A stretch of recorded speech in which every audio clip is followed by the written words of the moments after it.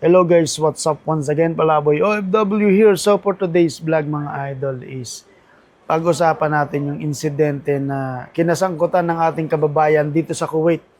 Pag-usapan lang natin to mga Lodi no, bilang isang Pilipino na nandito sa Kuwait at may matututunan tayong lesson dito. Alright? So sa mga ganitong pangyayari is first time na isang Pilipino dito sa Middle East ay nanloob ng isang money exchange na nagkakahalaga ng 21,000 Kuwaiti dinar. So, yung conversion nandito na lang sa baba. Bakit ito nagawa ni Kabayan? Hindi natin alam. Pero hindi excuse dito sa batas. Sorry, kahit nasa Pilipinas o kahit sa panig ng mundo na magnakaw ka o manloob ka ng isang remittance company and then gawin mo yung kung anong gusto mo.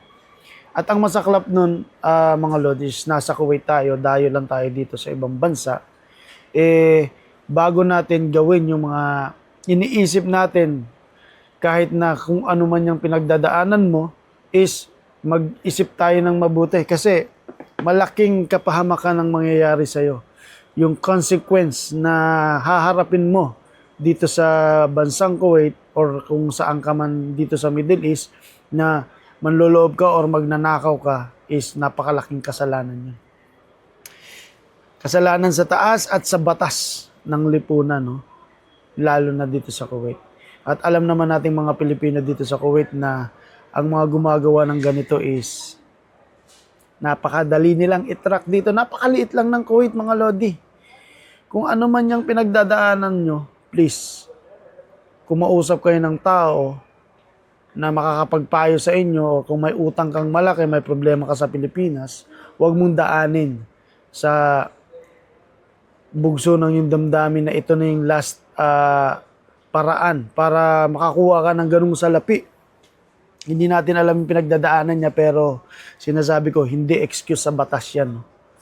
Sa batas ng lipunan, kahit saang bansa ka pumunta, hindi excuse ang pagnanakaw, ang panloloob.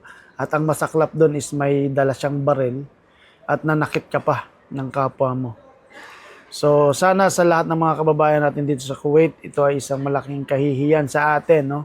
At, syempre, yung sa kabayan na gumawa nun, hindi natin alam yung kanyang pinagdadaanan, batas na ang bahala sa'yo, kabayan, kasi ginawa mo yan, alam mo yung consequence, at alam mong mahuhuli ka. Pero tinuloy mo pa rin, hindi ko alam kung paano ka tutulungan ng gobyerno, pero sigurado mananagot siya sa ginawa niyang kasalanan. Okay?